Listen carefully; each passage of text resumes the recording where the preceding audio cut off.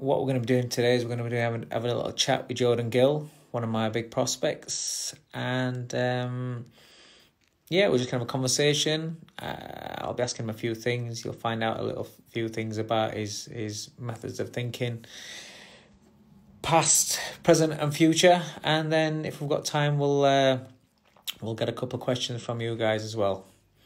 So here he is. So.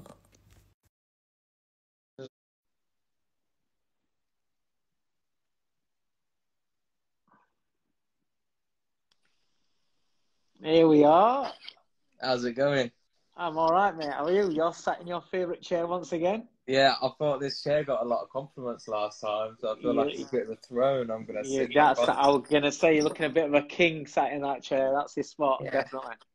You are looking significantly more well-groomed than me. Do you know what? To be fair, you're. I'm liking the hair. I'm liking the hair. A few more weeks, be like a microphone. Yeah, I'm looking forward to it. Go back to the old school Michael Jackson afro. Yeah, it's mad. So listen, what I'm looking at doing, I know I just briefly explained it to you. What I'm looking at doing is, obviously I'm getting into these Instagram lives, so I'm going to carry on doing the ones with the fans and things like that. But I want to get around some of the co-op boxing stable and beyond, hopefully. I know one or two footballers as well, and I just thought we'll have a little chat, diversify it a little bit. There'll be some questions, but it's kind of like a guide, and we'll just chat, off the cuff sort of thing, and then we'll see if we've got time at the end and get a few of the fans' questions as well. Very good. Seems though we got plenty of time to get through, haven't we? So we've got time on our hands. Yeah. I'm just going to pre-warn you. My dinner's going to be ready in 57 minutes. That's fine, mate. We'll be done for that. We've scheduled this for 6 while 7, so it's cool. Right, okay. So, for those that don't know, how did it all start? How did the boxing journey and everything start? Right from tell me way back, age and why. Why did it start? Probably for the same reason as most other boxers, because we was a little fucker at school. I think when I was at primary school, so like the first sort of years, like reception, like 4 years old, I was running around, I had too much energy, I was a bit hyperactive, and the teacher said... Is that too many sweeties? Probably. I was chubby as well, so it might have been. So everyone, like the teacher says, my mum and dad said, "Oh, can you do anything with him to burn some energy off? Because he's just got too much energy in school, running around causing problems." So dad used to be an amateur boxer, and he was actually running the local amateur boxing club. So it was like the ideal thing to take me after school because he was going anyway. So he just took me with him, and I used to run about, whack the bags there, and burn some energy off me. And I was like, my mum would take me swimming before school, so I go swimming before school, boxing after school, and I didn't really get any time spent on me. Just like in the boxing gym, I used to watch everyone else. Everyone like used to walk past me and give me little digs, and I used to just watch and learn. So by the time I was 11, I was ready for my first fight. So your dad coached you then, right from the beginning. When you're tagging along with him to the gym and everything, and he was coaching you. Can you remember how did that feel? Obviously your dad's the coach. You know what he does. You know his relationships with the other fighters and how they kind of respected him and looked at him. How fighters do with the coach. How did you find that being coached by your dad? Was he harder on you than what it was with the others, or was it just the same? Or did you feel as though at that age you wanted a little bit more attention, or were you quite content with how he was getting it? No, I wanted more attention because obviously, like, I wasn't a competitive boxer, obviously, because you can't fight until you're 11 anyway. So at 4 years old, I probably for the first 3-4 years, he never took me on pads, never even talked to me in the gym. He used to walk into the gym with me and he'd say, "There you go."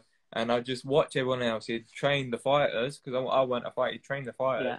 And I'd watch what they're doing and try and do it on the bag and like see if he's looking and try and a bit harder. Yeah. And I think that's probably, and then like they see you putting the effort in, and then they start taking on pads and like doing bits of sparring. They just said like they'll have a kid that's 11 years old. By the time I'm 8 years old, probably 6, 7 years old, I have a kid that's 10, 11, and that's probably had 1 or 2 fights, and they say, "Oh, Jordan Sparred, will you sling me in?"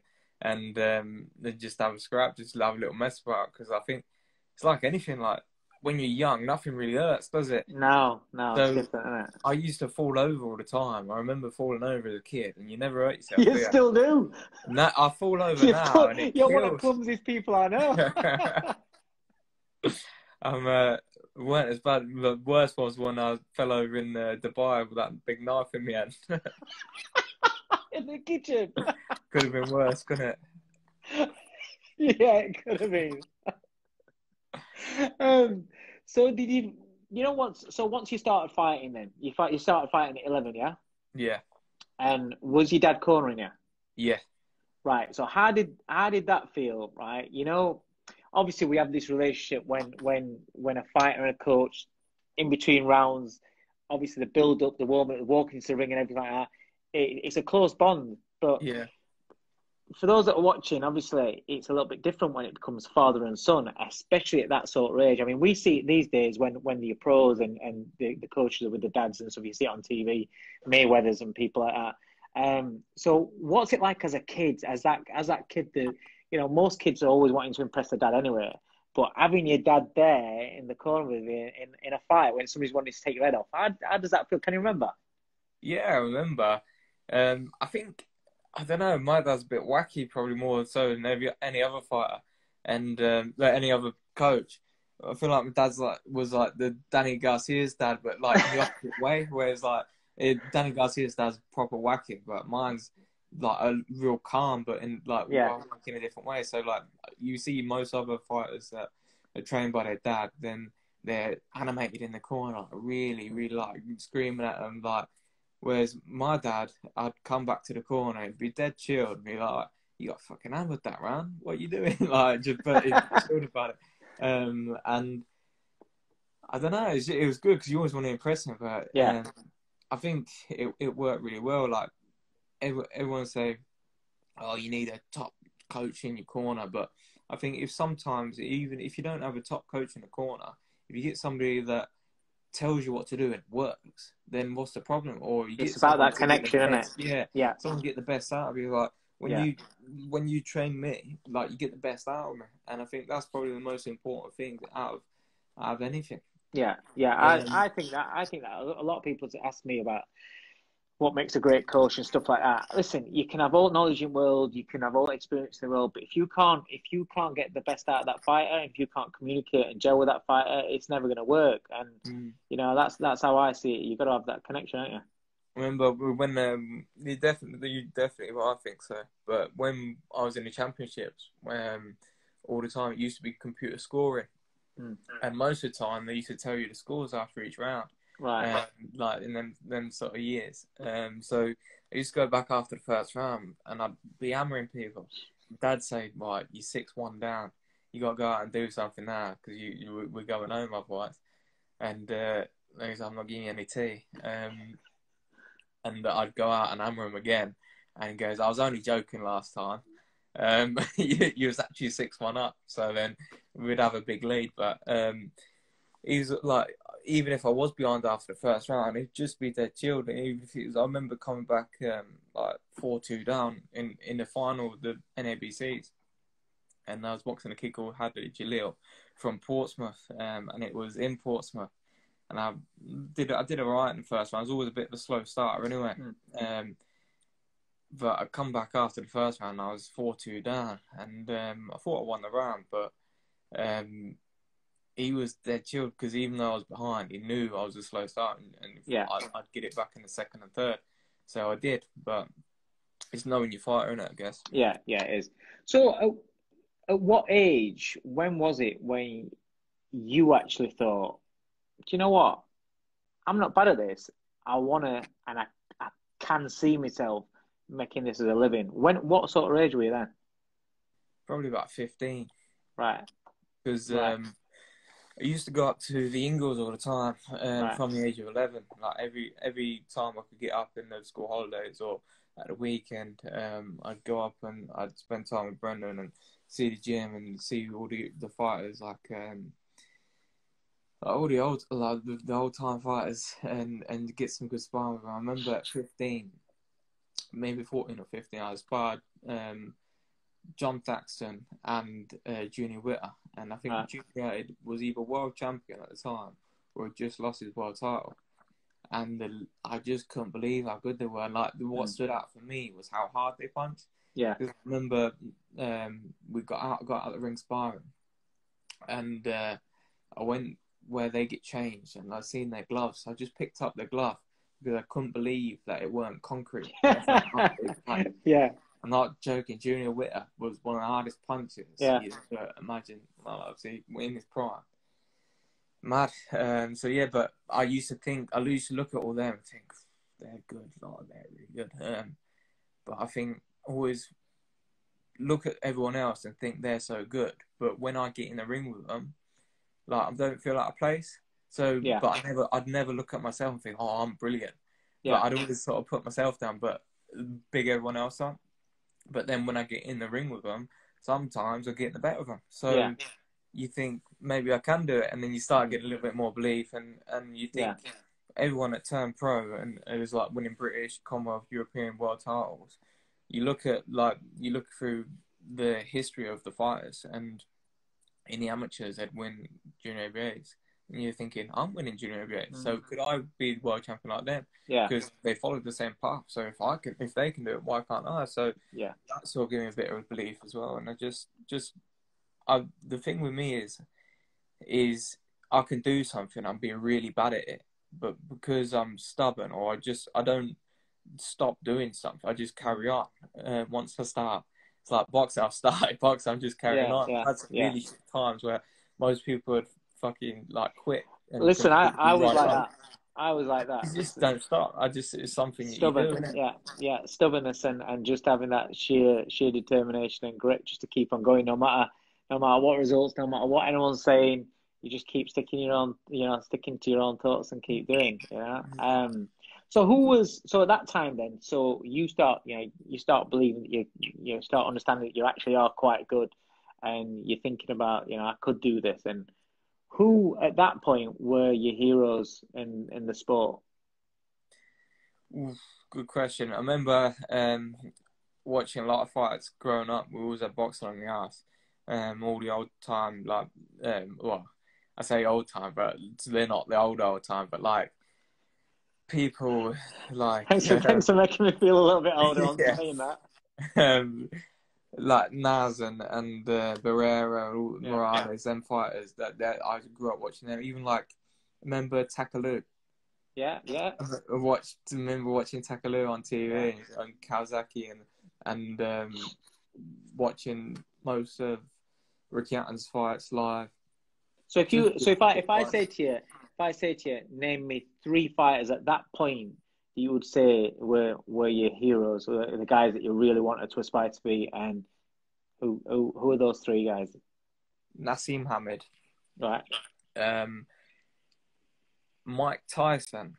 But when I was watching boxing, it was more the case where I'd watched all his old fights, but live I'd never watched him fight. I thought I'd watched him fight, but it was always like at the end of his career, where it was like a bit sad to watch. Yeah. But because of the hype around him, because I'd watched the old fights, and you'd expect him to, like, I remember fight live. That shows the difference. I remember getting up in the morning watching him, watching him coming through. But then I remember him when he fought Trevor Berbick to win that world title. I remember getting up and watching him. So I was looking up to see him come all the way through, and there was exciting good times. That was exciting. That was such an adrenaline rush just to get up at the middle of the night when you're tired. You sneak downstairs to put it on, and you're watching that live. That was brilliant. That was really odd, because 9 times out of 10, you'd be doing all that for a round or 2. When he was at his best, it was quick. Unbelievable, 90 seconds if you're lucky. Yeah. I reckon the third one probably be Morales. I do like Morales. Right. That's not a bad 3. All right, and so going forward a little bit now then. So life now. What's life like now? right now in lockdown? Well, forget about lockdown. As in this period of time that you're in boxing, as a pro, as an established pro that you are now. Obviously, you know you're not where you want to be yet, but as the position that you're in right now, what's life like now? What day-to-day life, your fights, the sort of level you're at now. How are you finding that right now? I'm enjoying it. I'm enjoying the boxing. I'm enjoying. Feel like I know I've said to you before. Like I feel like I've got to a point in life, just in every walk of life, in general, I'm just content. I'm very content in every stage of my life, apart from boxing. Because obviously you're always wanting more. You're always driving. Yeah. You're always striving to improve as well. So yeah, I'm just content. I get up in the morning, have my breakfast like anyone else, go to the gym, enjoy my training.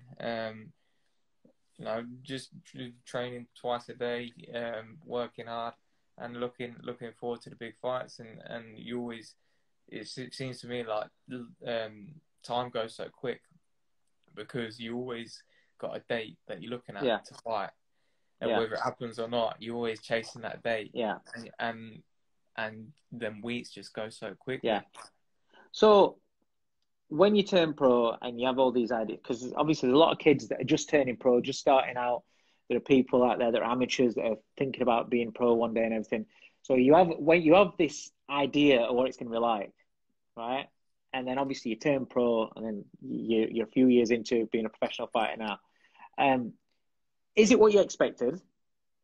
And if not, what can you say to people that are coming through now that surprised you and that you've had to handle, and how have you handled them? It's definitely not what I expected. Right. In terms of what? In terms of the reward, in terms of how much good times in ratio to the bad times. Maybe my experience with boxing has been worse than others. You have had an half deal. So there's a lot of people that won't understand, so won't know. So this is what I'm wanting to try to let people kind of like get the backstory and the nitty gritty of boxing. It's not just what you see on TV. Well, when I turned pro, when I was thinking about turning pro, I thought, now I'm 25 now, so I thought at 25, I'll be world champion. I've had so many big fights. I'll probably defended it 3 times. I'll have a couple of million quid in the bank. I'll be rolling around a nice Rolls Royce, and I'll be defending this world titles and making plenty of money, giving it big licks. And it just don't work out like that, unfortunately. But, I think anyone starting out, you've got to understand that it's a hard game. It's a long road. Everything takes time. And you have to take your time as well, because you can't rush into these big fights. You can't run before you can walk. You need to have so much experience sparring and fighting like old pros like that have been around the game and know how to handle you and pick you apart. And it's more about the mind more than anything, like mental endurance, especially when fighting 12-round fights. So I think that when you look at a career, sometimes you can have a 10-year career, or maybe 12 years, maybe longer if you're lucky now. But when you look at a 12-year career or 10-year career, say, you got to knock off 3 years for injuries and postponements, or like things like this now. So you got 7 years, and you got to give yourself 2 years as your apprenticeship minimum, I think. So you're down to 5 years in, and you think you got to get through. Once you've had your apprenticeship, it's going to take you at least a year to get through domestic level. So you got 4 years. You think about when you're up to European and world level, you're probably fighting 2 fights, aren't you? 2 to 3 fights a year, if you got a good promoter behind you. So if you got 4 years, 3 fights a year, say, it's 12 fights.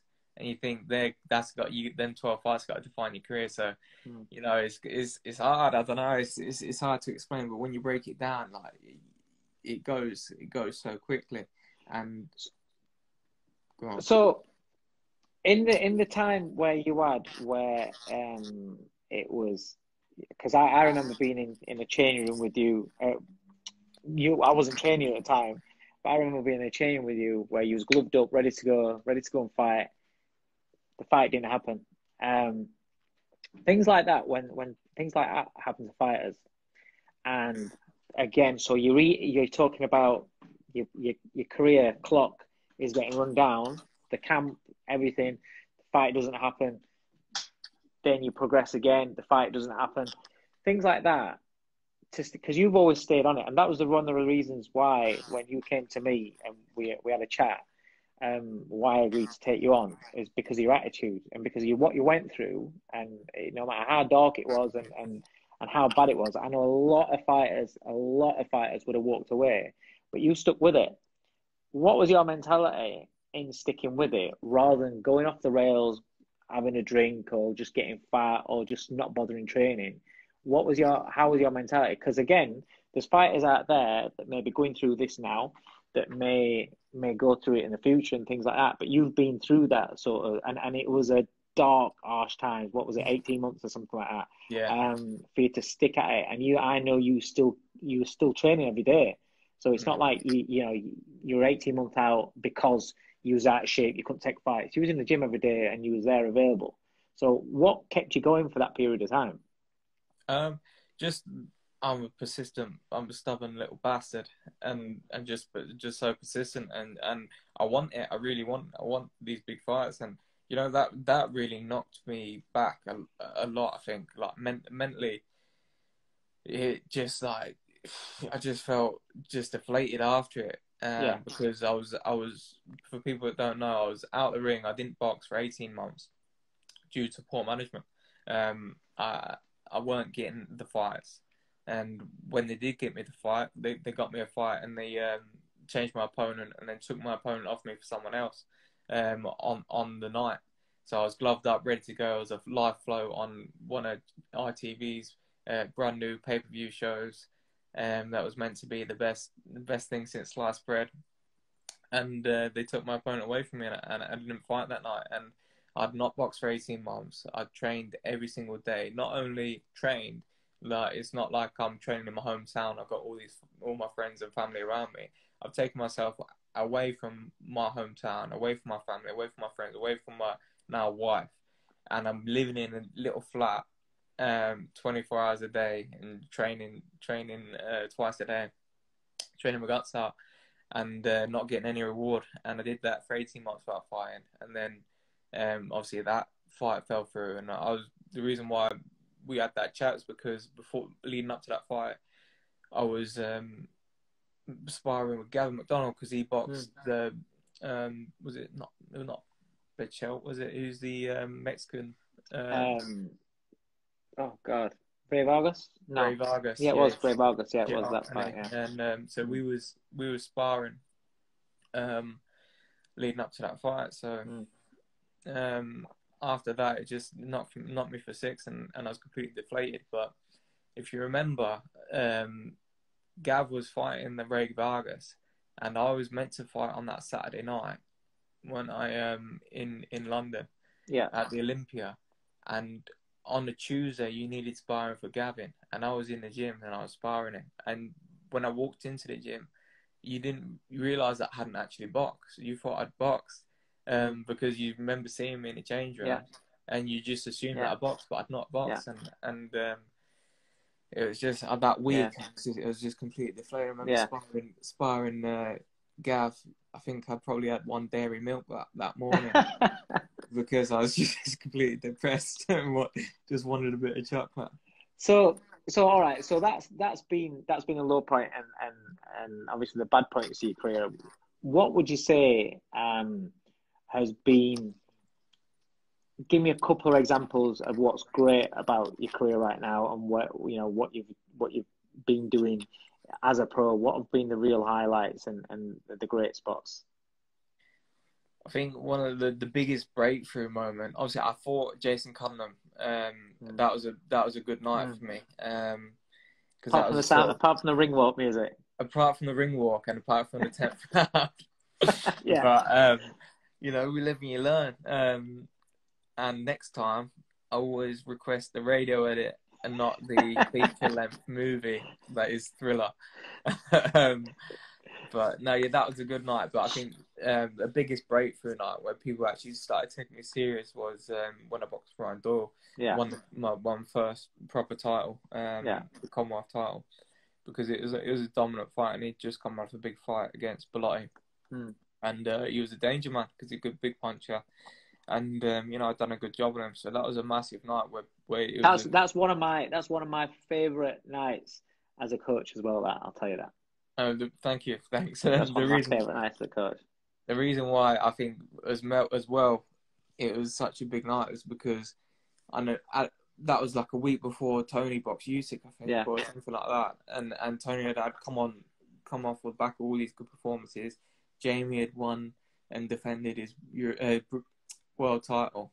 Gavin McDonald had just smashed Gamario 5 to win that WC silver or whatever it was. And that night after the fight, you said to me, "That's the most complete performance from my fighters." Yeah. And I thought, "Wow."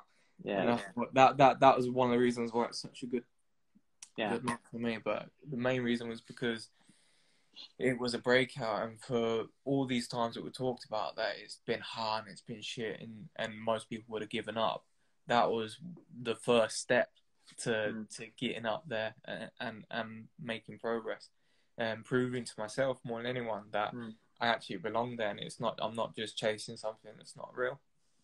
And then after that, I think that's probably a close second for my favourite part of my career. My favourite part of my career has been fighting in front of all my fans in Peterborough. So we sold out Peterborough Arena.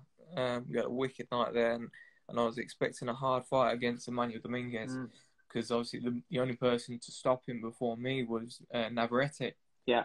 And Navarrete is a serious fighter. Yeah. I think he took him maybe 11 rounds. And obviously done him in 3 rounds, won the WBA International, nice looking belt in front of all my fans.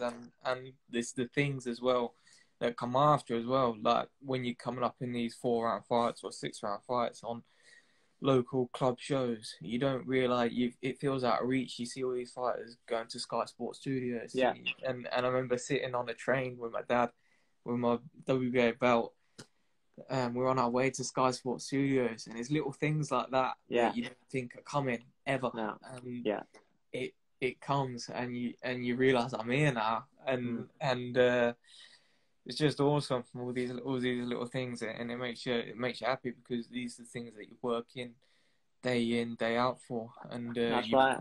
through hell, and you just got now obviously that's been taken away again, and we had another bad night in the career, and we got to push on to get back there, and that's right.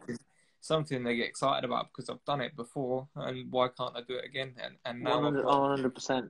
I've got so much more experience, and I've got the right mentality to do it. So I think that now when I come back and boxing's back again, I think everybody's going to see me bigger and better than everyone ever, and you know, with the best, they're going to see the best of me.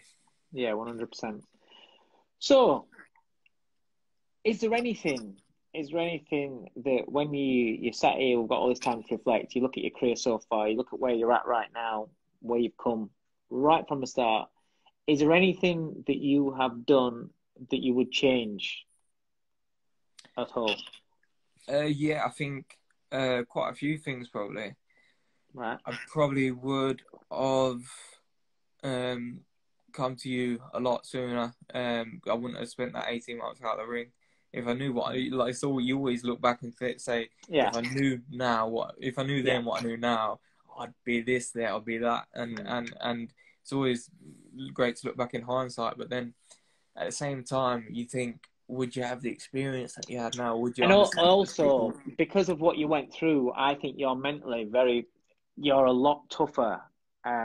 Because of what you went through in that period of time, so that's defined you. That's that's made you and added to the armour that you've got as well. To be honest, and that's it. I think if you look at anyone in history, anyone successful has always had to overcome adversity, and whether it's adversity that some people had to go to the war. Some people had to, like Muhammad Ali said no to going to the war, and he had to overcome all the black rights movements, and just everyone has to overcome some sort of adversity at some point, and nothing worth having is, you know, not hard enough to get. So I think I've had my fair share now, and I think at 25, coming 26, I'm looking forward to this stretch of my career now. I feel like I don't need any fights to get me like ready. I need to be in them fights, these top fights, and push on now. And I think if we have a good 4 or 5 years at it, you know, like I said, these maybe four, hopefully 4 fights a year, I've got maybe 20 fights left in me, and that's an exciting prospect. Thinking, because I'm obviously 25, if I think maybe I have 1 fight back in, as long as you don't lose, you're gonna be in championship fights. So there's a case for me to argue that if I have 1 fight to get back in the ring, get the ball rolling, get back flowing again, and straight into a championship fight, I could possibly have 19 championship fights left in me. Yeah, there's nothing to say that we can't do it. Not at all. That's the way I see it. So I think if I've got that, I need to be working hard, the same as what I'm doing now. I need to keep sharp and you know, keep improving it, and these championship fights are going to come thick and fast. So, as a sport in general, you got one thing that you could change about a sport. What is it? Ooh. One thing. If I could change anything about the sport, I think I know it's probably almost impossible to do, but I just want everybody to not take drugs. It's like, I think boxing probably has one of the biggest ped problems, performance enhancing drug problems out of any sport in the world. And you know what? It's hard to sort out, because obviously testing is so expensive that, you know, the only top level fighters are getting tested. I've probably been tested 5 times in my career. And you think, as a professional athlete, if you're a sprinter, you go to local, like if you go to national championships, you're getting tested, like probably even local ones as well. Like they'll turn up and test these sprinters, or you know, all these athletes are getting tested, and boxing is just, I think, miles behind. That's what I changed. You know, it's a difficult one, because obviously there are fighters out there that want to cheat. There are coaches out there that encourage fighters to cheat. If you was to fight a fighter, knowing that he'd been done before, and inexplicably he'd cheated, nailed on, done before, and then you've got a title fight coming up, and you know he's the man that you're fighting, because once they get the license back, we can't do anything about it. We're told, you know, if they're in the rankings or whatever, we have to fight them. How, in the back of your mind, would that affect you, or would it not? Because some fighters, I know, the way I've spoke to them, is they would be not focused on it, but it would, one part of them would be thinking about the fact, well, is he cheating again? Is he cheating again? Oh, would that not bother you? It probably wouldn't bother me, because I think when you attack anything, when you're going to do any job or focus on anything, you've got some event that you're leading up to. It's easy to focus on all the things that are against you, but it's hard to focus on what you've got against that. So like if I'm fighting, let's say I'm fighting Josh Warrington, it'd be easy for me to look at him and say, oh, I'm fighting against his engine, I've got to fight against the league's crowd, so I've got to fight against being in the away corner. But if you adopt the mentality where, oh, he's got to deal with my jab, he's got to deal with my movement, he's got to deal with my footwork, that's the way I see it. And I think you can only control what you control. I can't control if I'm fighting a fighter that's on performance enhancing drugs or has tested positive in the past. I can't control what he puts in his body. But what I can control is the fact that I'm doing my footwork, I'm making my defense as best it possibly can. I'm not getting tired.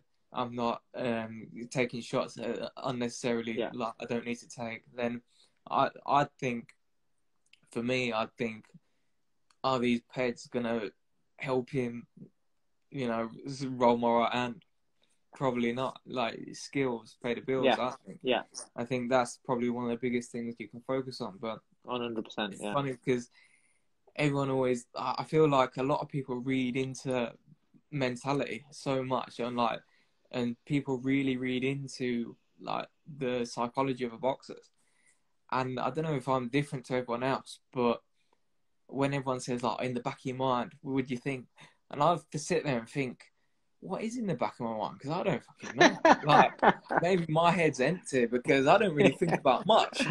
I just think about fighting. I think the problem is with a lot of people is that I've said it too, when people overcomplicate things and overthink things. I think the worst thing you can do is to overthink a situation. Yeah. I think we've all been guilty of it, haven't we? Yeah, 100%. And I think sometimes that's the detriment, you know, to the fighter when you overthink it. Okay, so let's look to the future. What is a dream? You're 25 now. You're still a baby at 25 years old, right? Let's get this lockdown over and out with, and then we're back into boxing. What's the dream? What are you aiming for?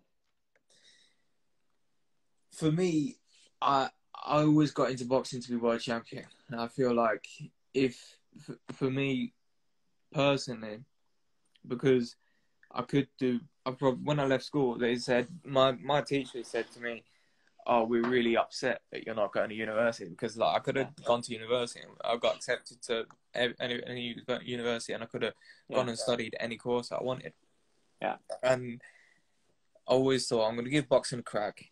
I'll give it 3 years. I'll see at the end of 3 years where we're at. If it's not worth doing, then I'll just do something else. And you know me, I'm persistent, I'm stubborn, so I didn't do anything else. Because at the end of that first 3 years, it weren't worth doing. No. But you know, I think I always wanted to be world champion, and I feel like for me, for the rewards, I'd have to be world champion for it to be worth it. So I wouldn't be here now training and doing what I'm doing if I didn't think I had the ability to do it. So I've sparred world champions. I've been in the ring with them. I've been on training camp with numerous world champions. So I've been around world champions, not even in my weight division, in other weight divisions. So you know the mentality. So I know what is required to reach them levels, and I feel like I've got it in the tank. So for me, the ideal situation would be that we get back into boxing, say if it's late June, early July, which is looking like, hopefully even behind closed doors, we'll get a fight, get back rolling. And I want to be straight into championship fights. I want to be straight into fights that people are excited about, because I did an interview yesterday, and people say, the guy said to me, you know, "Oh, do you think a big thing is now that you've lost your row? Is it a big thing now?" And I said to him, "Now, obviously, because Mayweather had this big thing about having your row, and now he's retired. I think it's gone out the window. And I think boxing is thriving so much that people don't know my record. Like, people don't. I didn't even know. The other day, someone asked me how many fights I had. I didn't even know. No. But people don't say, "Oh, what's your record?" People say, "Who are you fighting?" And they just want to see good fights. Yeah. And I think that's so important. But there's so many big fights out there to be made, especially in this division. I think every division is stacked now. I think featherweight's probably the strongest out of a lot of them, or one of the strongest. And I feel like these big fights can be made. I want to be looking straight. Forget a fight to get back in the mix. I want to be looking straight into past domestic level. I want to be looking at European and fighting fighters that have been. That's what I want. I want for you as soon as possible is that European title. We've said it for the past 10 months or so now. We've been saying we want that European title fight. So yeah, that for me it would be a great, to get into the door of the big championship fights, get hold of that European title. That'd be awesome. I'd love that. And it feels like we've been talking about it for a long time now. And it's like as soon as the opportunity comes, we're there. But just like one thing after another, the opportunity has not come. But like I said, I'm persistent. I'm not in a rush as much as I want to be. When the time comes, I'll be ready. And I'll look forward to these big fights. So like European level, you know, former world champions, fighters that have been in world title fights and given a good account of themselves. These are all fights that I'm ready for, and they're going to be good learning fights for me. And I want to go 12 rounds. I want to be hurt. I want like all these experiences that you need as a fighter. The 99% of them I've got now. Yeah. And I feel like if we get a few big wins, I want to get back to Peterborough, and I want to get back to that arena and get back to Posh Stadium. That's the plan. That's the plan.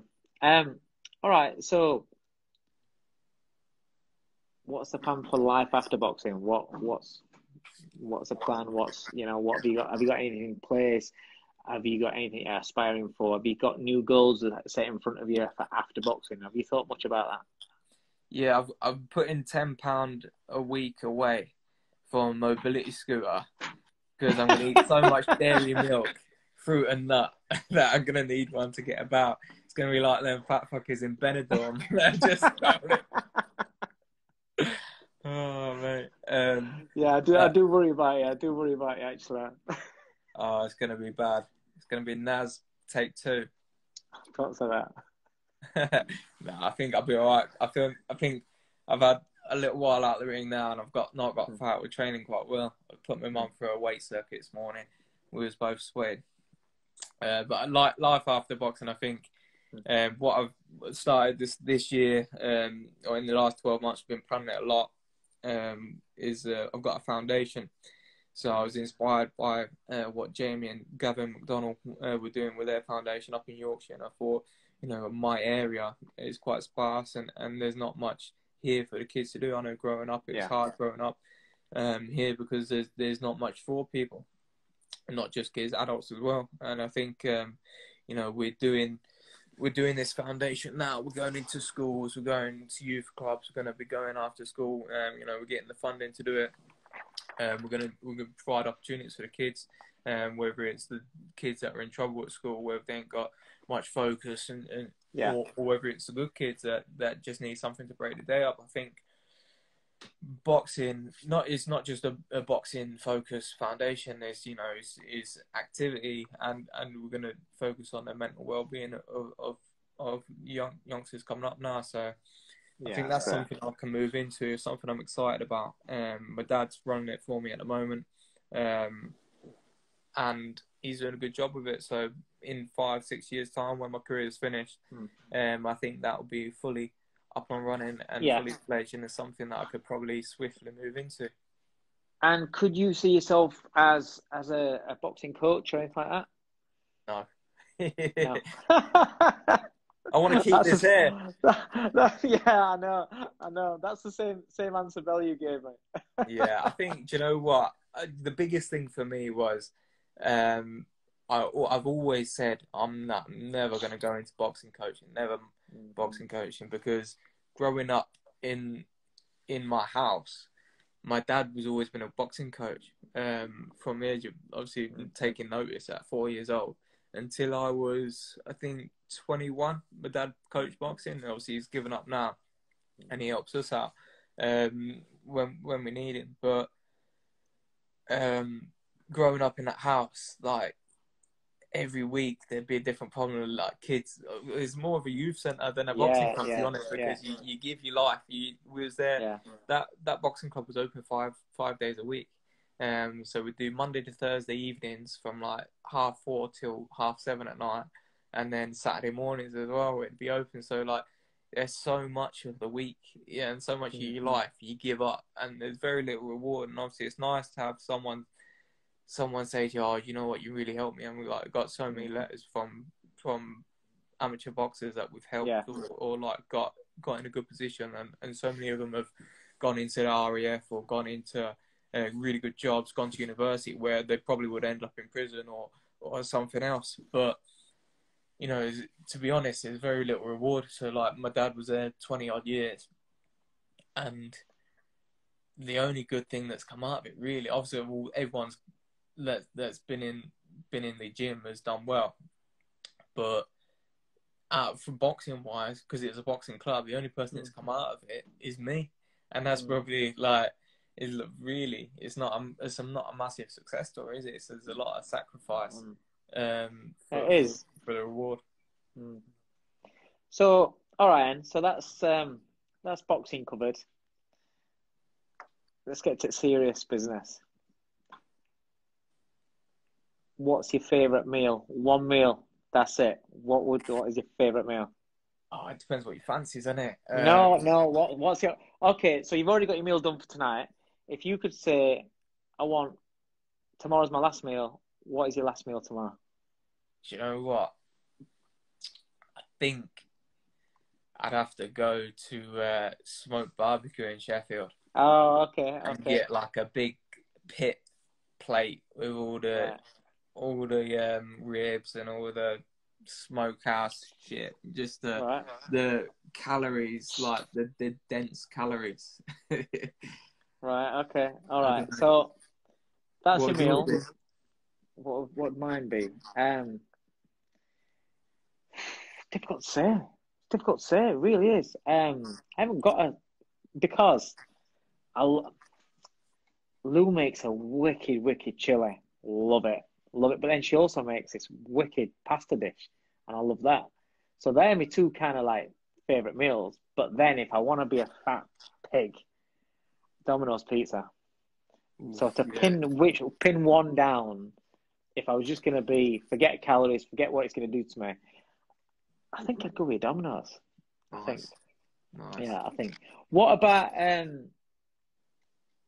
your last film? What would that be?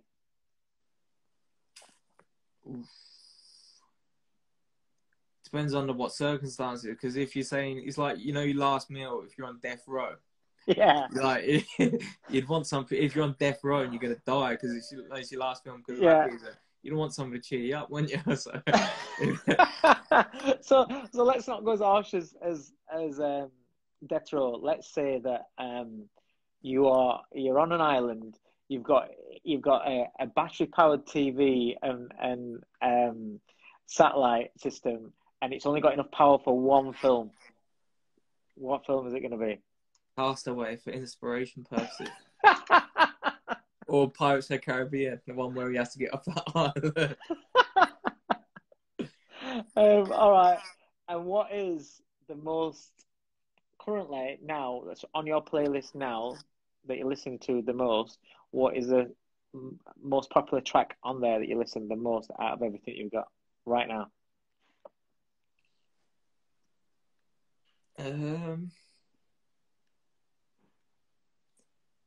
Do you know what? I don't even know. I feel like I don't really take much attention. I don't pay much attention to the music. I just hear it, and when people, my missus, she'll remember every word from every song. Something come on the radio and she can sing it straight off. Brooks like that. I could hear a million songs, one song a million times. I would not be able to tell you the words for it. I'm like that. It's good noise though. As long as it's good noise, that's all that matters. Yeah, we like some old school stuff. Well, thanks a lot for coming on, and thanks a lot for answering my questions. Thought it'd be something a little bit different. Yeah, I've had a good time. We've got 5 minutes left. Shall we see whether any of the viewers want to ask any questions to Jordan Gill? Go for it. Go. Let's do it. Let's do 5 questions. What questions we got? Someone's asked, what training am I doing at home? I've been doing bits of weight. I got some kettlebells and some Olympic lifting plates and some dumbbells and stuff like that. I've been doing bits of weights. I've been doing a bit of FaceTime with Danny Wilson from Boxing Science, and he's been instructing me and telling me jokes whilst training, put me off. So that's been good. I've been doing FaceTime sessions with Dave, where I've been shadowboxing and punching the pads with my dad and hitting the bag, and he's been telling me what to do. That's been good. You've been doing bits of pads and bags. Got a bag up in my garden. Managed to get one from Geezers. I had a little bit of time off running actually. I've had a couple of weeks off running. I'm looking to do my first run back tomorrow. So I hurt my foot, but I'm gonna be running tomorrow. I've been doing I've got a spin bike, so I've been doing like high intensity interval sessions on the spin bike. So that's my training. In a nutshell, I've been trying to do just one, maybe 2 sessions a day, some days, but mainly 1 session a day. There's a good question here, and not a lot of people are aware of the absolute quality you've actually sparred. But somebody said here, who is the best person you've ever sparred? I think probably achievement-wise, best person I sparred was Linares. He's 3-weight world champion. He's not bad. Yeah, it's not bad at all. I think Warrington's good. Kid Gallad's good. Selby. Pardon? Selby. Lee Selby, yeah, very good fighter. A lot of I like sparring Thomas Patrick Ward from Northeast. He's a very good fighter. When quality fighters, Kell Brook. I know there's a bit of a weight difference, but like I said, back in the day, you jump in with Junior Witter, John Taxon, them sort of fighters. Been a lot of fighters over the years that I've shared the ring with. Been lucky enough to share the ring with. Here's a good question. Jack Sedgwick. How hard is Dave on you on your first day off camp? I'm not bad at all, am I? Are you no, into to be it? fair, you're quite lenient. You cut me some slack when I walk in at 15 stone. Yeah, there's no point in killing you on day one and causing injuries and things like that. I'm not believing that. I'm not believing that. We get some work done, but it's not killing work, is it? Yeah, we've got to ease ourselves in, because if you kill me on a Monday, you won't see me till the following Monday. You got to make sure that I come back on a Tuesday. That's exactly it. That's exactly it. All right, that's 3. We got another one. Can we find another one?